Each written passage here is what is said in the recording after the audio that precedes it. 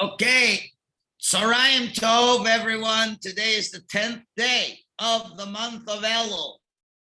We're 1/3 into Elul. 3 weeks from today, Rosh Hashanah is almost over. The judgment will already been reached.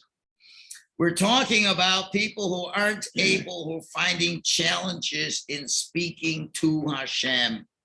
We're in chapter 11. What do you do if you don't have any words? And we gave a number of solutions.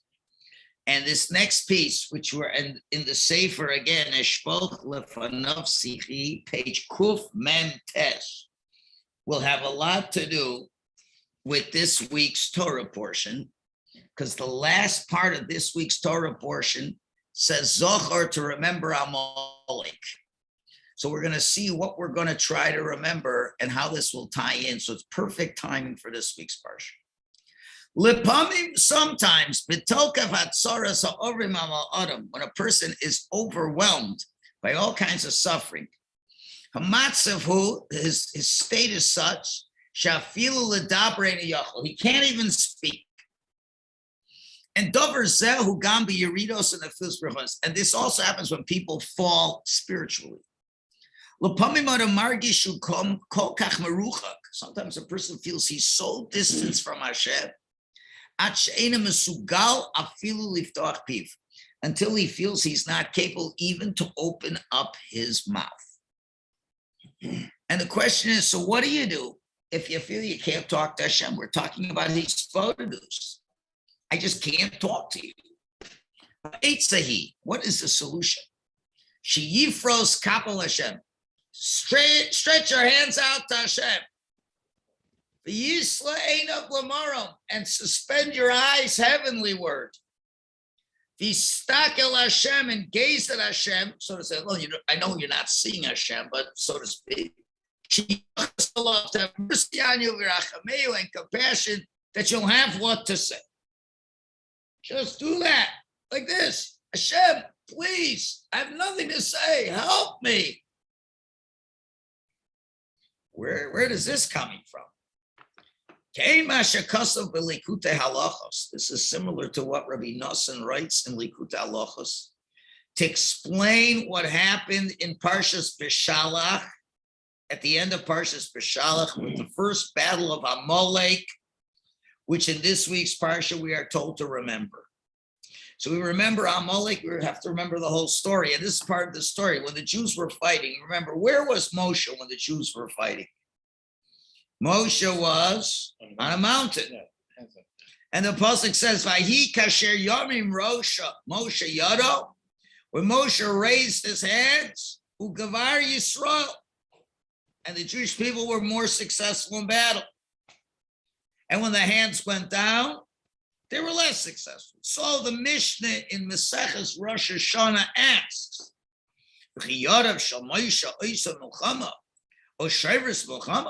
do Moshe's hands give success or failure in battle? Of course not.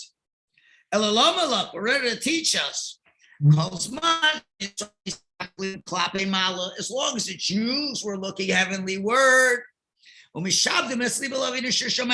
subjugated their hearts to their Father in heaven, they were stronger in battle.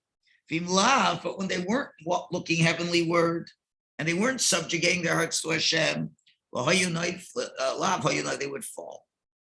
That's what the Mishnah says. So there is an obvious question. Were Moshe's hands accomplishing anything? No. The Gemara asks, did Moshe's hands make victory? No. He's sticking his hands up, so the Jews are looking at his hands, but what's higher than his hands is heaven. It's just directing it to heaven. But his hands didn't do anything. So the question is, Vakosha, if his hands actually didn't do anything about the victory, so why did he pick up his hands? Why did he pick up his hands?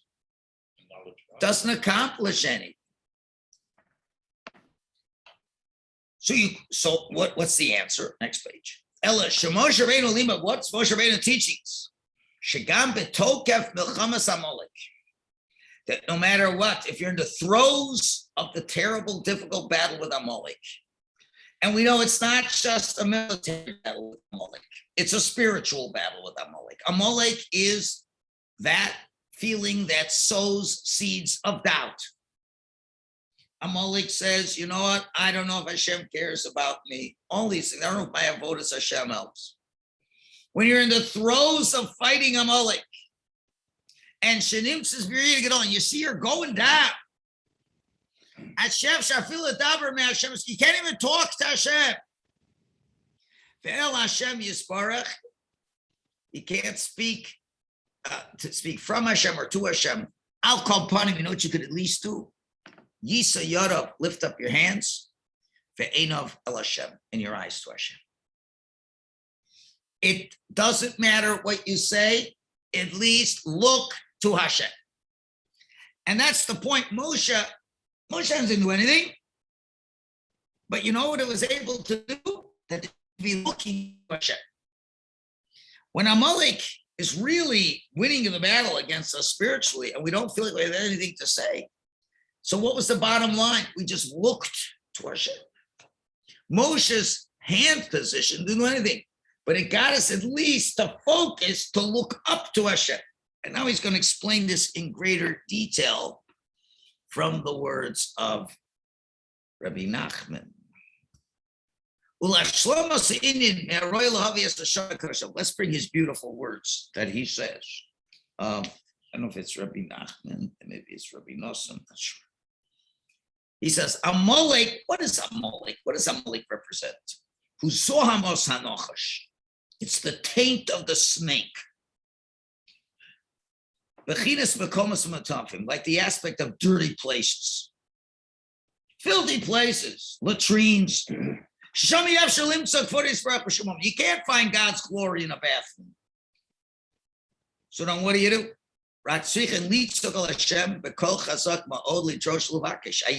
You scream out with a loud voice to seek Hashem and say, where are you? Where is your honor, Hashem?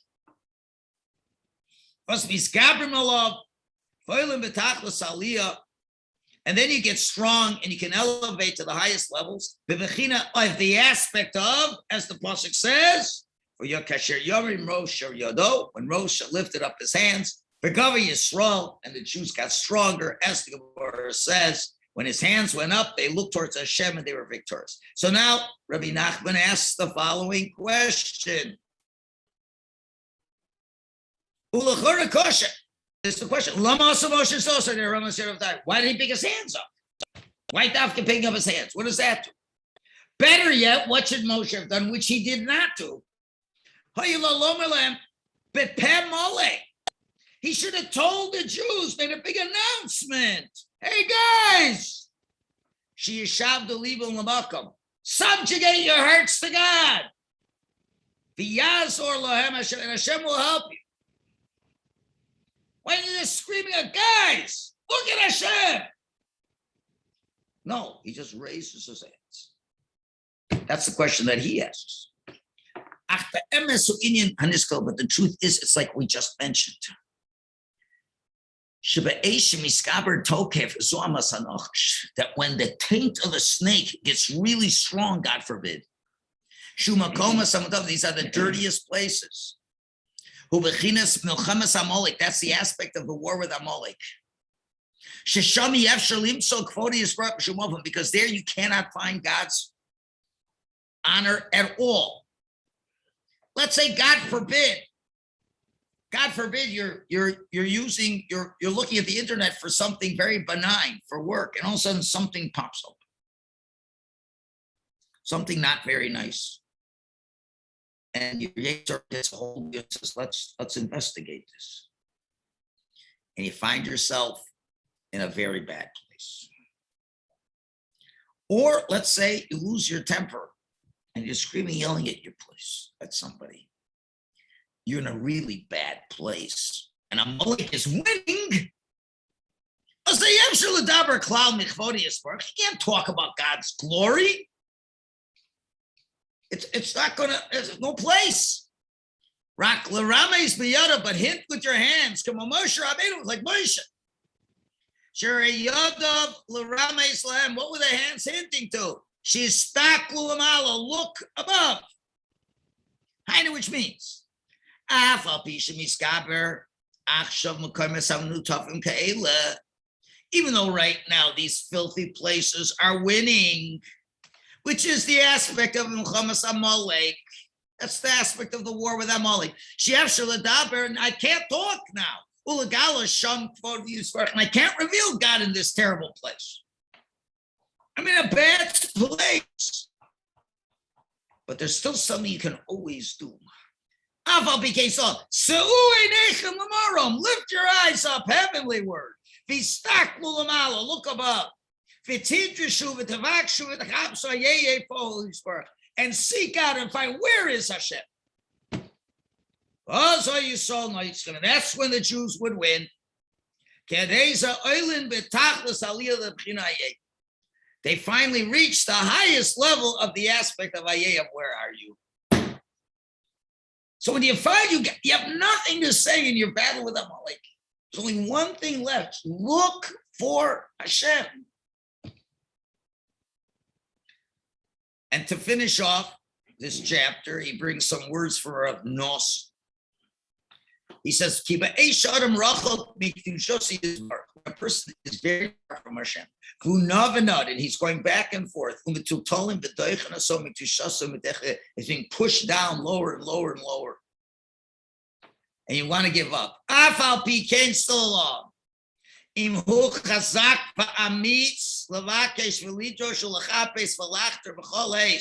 a person is strong and he encourages himself and he seeks out to search and dig every moment, and to yearn, same meaning. To find that which his soul loves. To find Hashem, if you're strong in trying to find Hashem, no matter how bad it is, even though many days and many years have passed, and you have not merited to find Hashem and get close to Him. Know and believe. At each and every time, through each and every request. And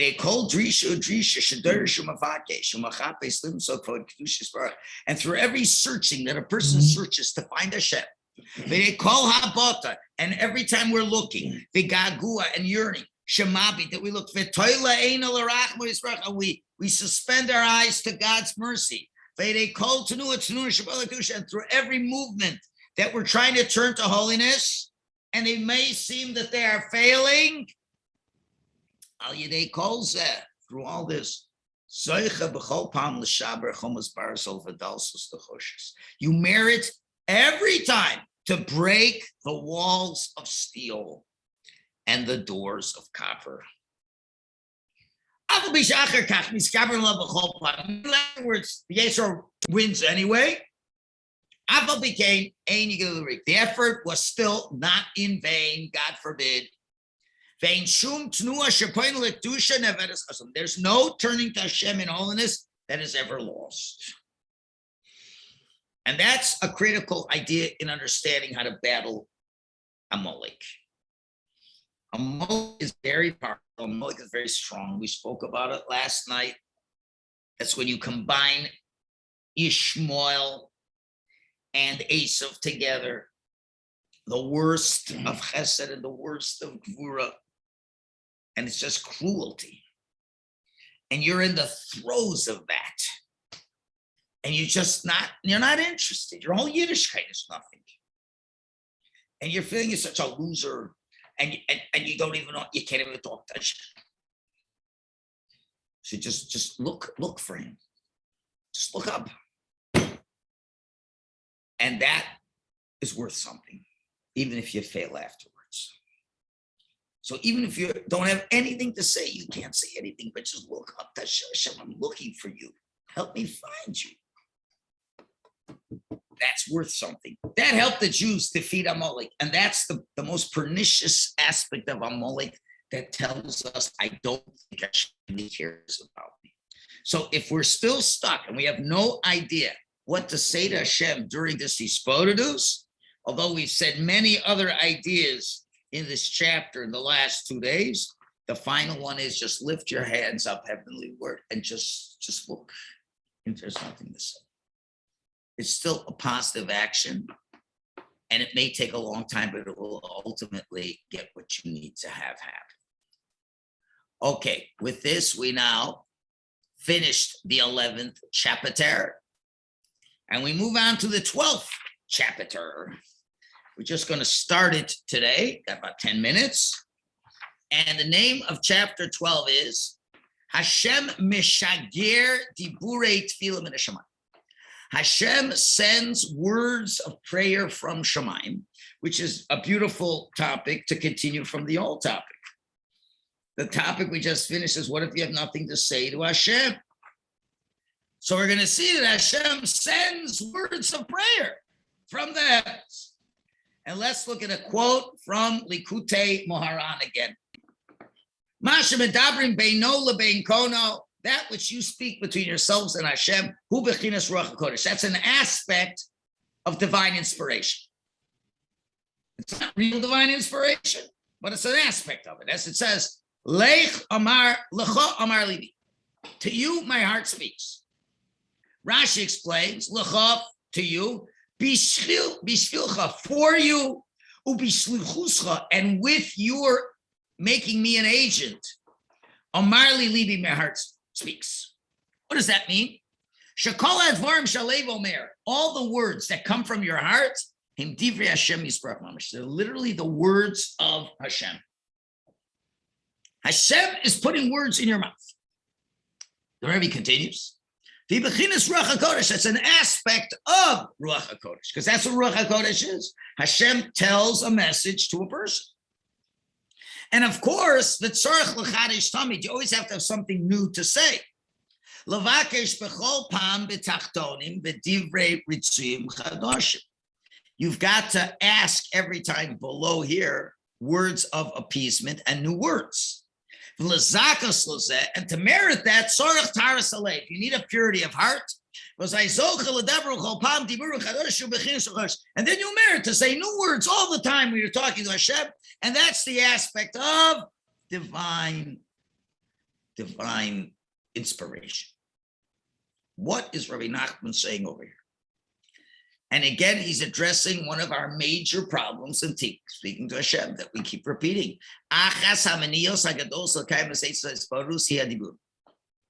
One of the biggest obstacles to really fulfill this advice of HISBODEDUS is speech. What does that mean? We already mentioned this. A person feels that I'm mute. I can't speak. I have no mouth to speak.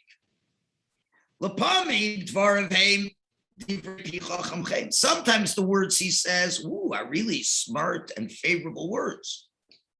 Sometimes you have a really good line of prayer to Hashem.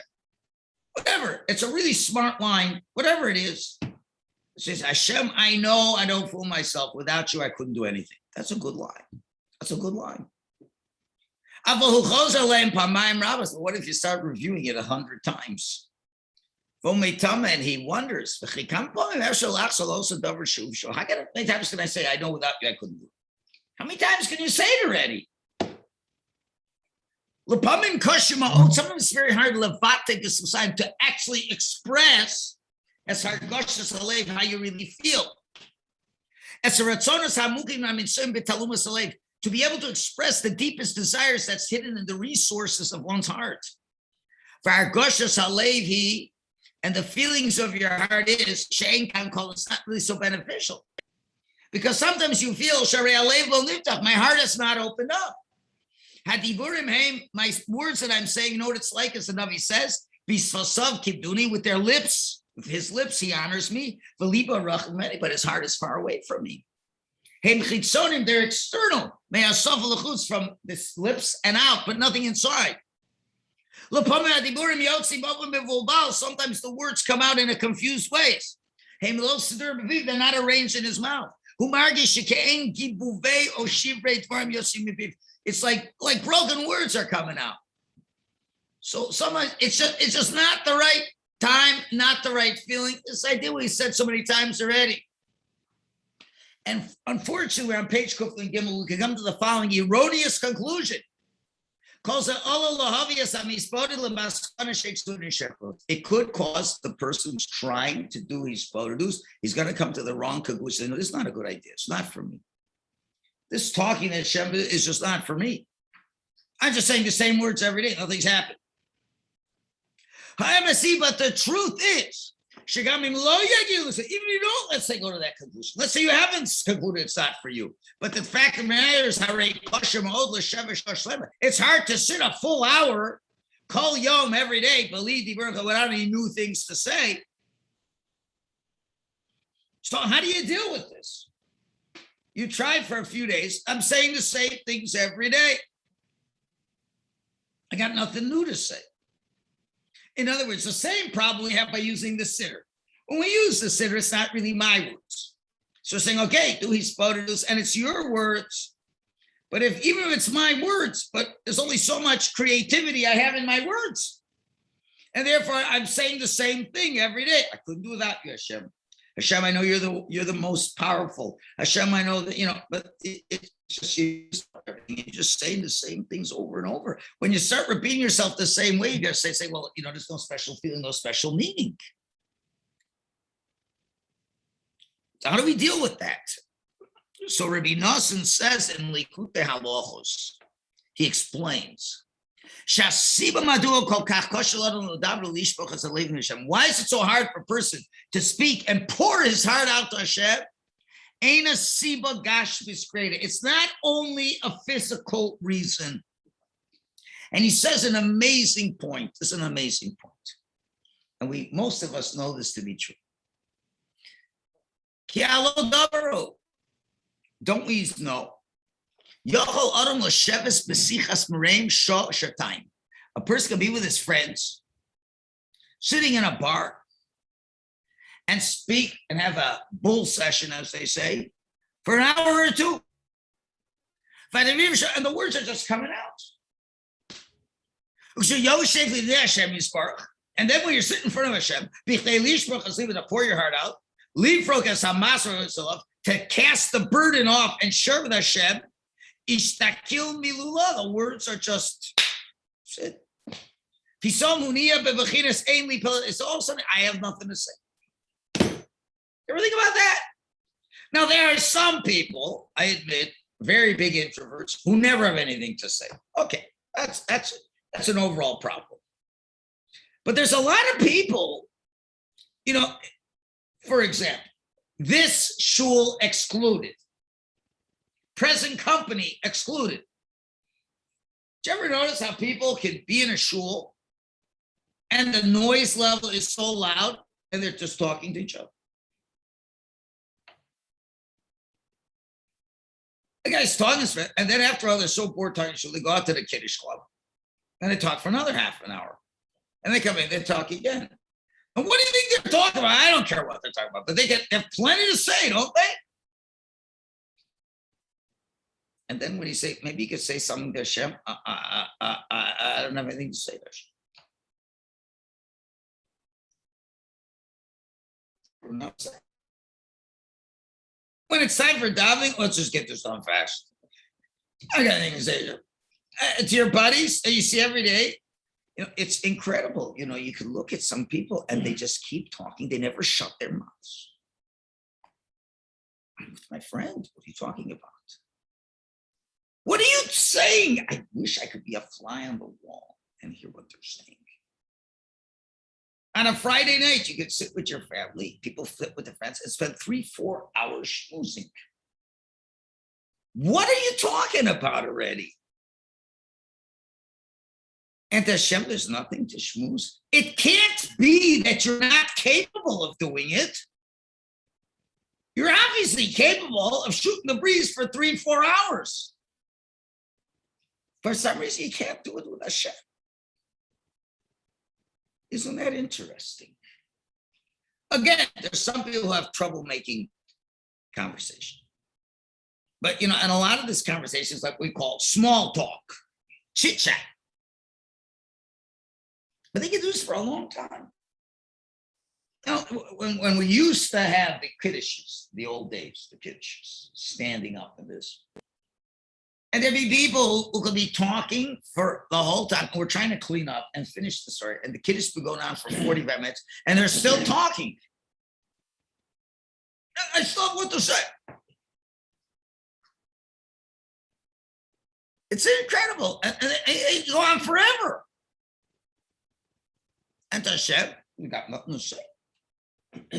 What's going on over here? Nira, Ki'ilu, it appears as if it's Maisa Baldoverhu. This is Sutton's work in play. In other words, nothing wrong with talking socially to people for a long time. It's very natural. It's very natural. We're social beings. Why can't it transfer to Hashem? And this is one of the critical reasons. Ikra Dover Novea, he's quoting from Likutei Halachos now, from Rabbi Yossi. He says, you know where the main problem comes from? They should get her ha'adam hu medaber. The nature of a person is to be a speaker. That's how we're higher than an animal. We are bigger beyond animals. We can speak, we can express feelings and emotions, animals can't. But says Rabbi Yossi, when a person sins, and he accustoms himself to behaving like an animal,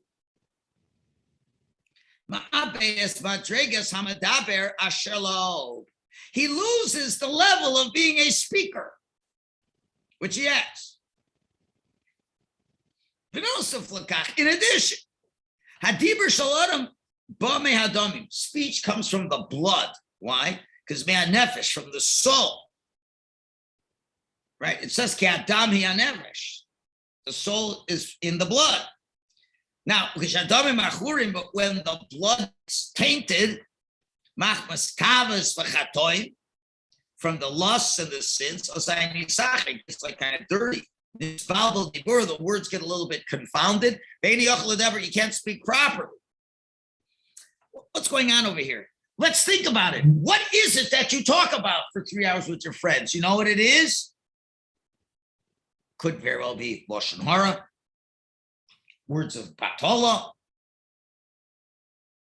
animal words. Two animals getting together and talking. But it's not anything lofty. It's not like they're discussing Torah or things like that. It's two animals grazing in the field together. And then also when you got to talk to Hashem, you're not going to tell him all your Lashon Hara, are you? You're going to say, Hashem, how did you think last night's hockey game was? I don't think so. That goalie, he's amazing. I've never seen a stop like that. They should trade this one and do this. That might you get guys into a sports discussion and go on all night long.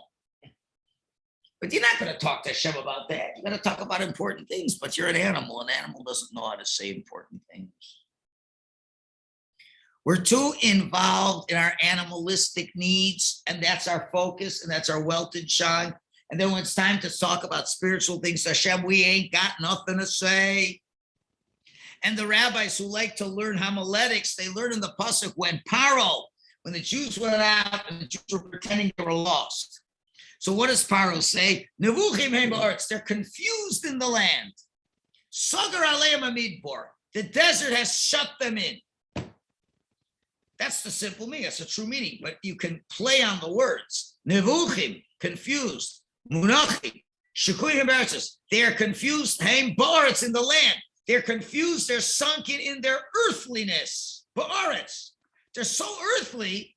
Sagar aleim. Not Hamidbar, but Hamidaber. The ability to speak has been closed.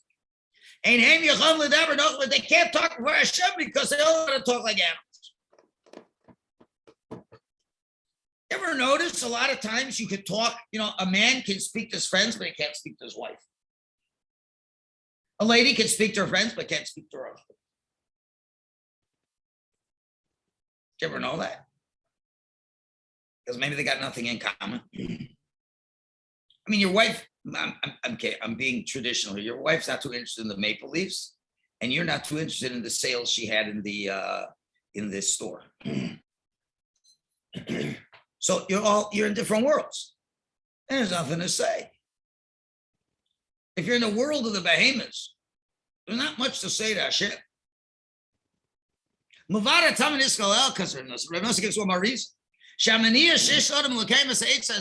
What are the things that are holding us back from this great idea of HISBODEDUS? These are the greatest obstacles, more so than fulfilling any other mitzvah of the Torah. You have obstacles of davening. You have obstacles of putting tefillin on. You have obstacles of many things. But the greatest obstacle is HISBODEDUS. You know why? Because if you do HISBODEDUS, you win the whole game. With HISBODEDUS, that gets you close to Hashem. You're able to do the whole Torah. Since HISBODEDUS is so important, and the Yetzer Hara knows it, therefore all the obstacles get stronger. We know that it is with all holy things. The rule is Hashem makes equal and opposite spiritual forces. If there's an amazingly positive spiritual force that can come into your life, Hashem, to make it a free, equal challenge, Hashem puts an amazingly opposite negative force to want to stop you. If speaking to Hashem is the greatest thing you can do, the Yetzer Hara is going to give the greatest power to try to stop it. And all of a sudden, you're a man with no words. The man who has something to say about everything. He can even criticize Yiddishkeit. But when he's put before Hashem, he said, talk to Hashem, I got nothing to say. Because the animal has nothing to say. So therefore, one of the overall, this is not a quick suggestion, is you got to refocus your life. Your life cannot be a life just of only thinking about physical things. Because if that's your whole life, you have very little in common with Hashem, and there's not a lot you can say to Hashem. That's why you're finding yourself bogged down. But if you are interested and you are involved in spiritual things, and you're not so mugushimdik, so overly involved in physical things, then you'll find something in common to speak to Hashem. So this becomes overall concept that we will continue to talk about in Mirz Hashem tomorrow. Okay, shkoyach everybody for listening.